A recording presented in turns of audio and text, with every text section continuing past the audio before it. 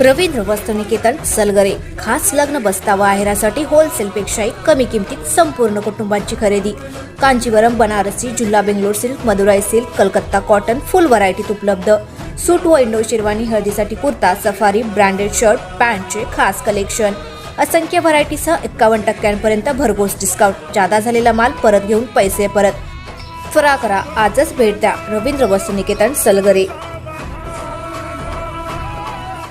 प्रत्येक बातमीतील घटनेच्या वास्तविकतेची तुलना थेट पाहत रहा चांगली अपडेट।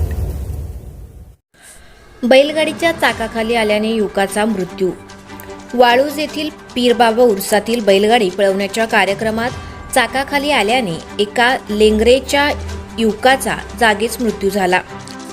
रोहन राजेंद्र घोरपडे, वय वर्ष 23, राहणार लेंगरे, तालुका खानापूर असे मृताचे नाव आहे। ही घटना शनिवारी दिनांक 13 रोजी सायंकाळी 5च्या सुमारास वाळूज, तालुका खानापूर येथे घडली। वाळूज येथील पिराचा उरूस सुरू आहे। यावेळी खडी येथे बैलगाडी पळवण्याची अनेक वर्षापासूनची परंपरा आहे। सायंकाळी बैलगाडी पळवण्याचा कार्यक्रम सुरू झाला, मात्र यातीलच शर्यतीचा एक बैलगाडा पळत असताना बघणाऱ्या दर्शकांच्या जमलेल्या गर्दीत थेट घुसला।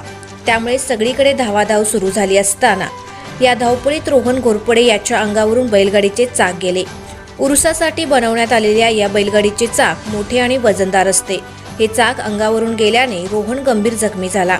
त्याच्या समवेत असणारा मित्र जगदीश अर्जुन मोरे याने त्याला तातडीने विट्यातील एका खासगी रुग्णालयात दाखल केले, मात्र रस्त्यातच त्याचा मृत्यू झाल्याचे वैद्यकीय सूत्रांनी सांगितले।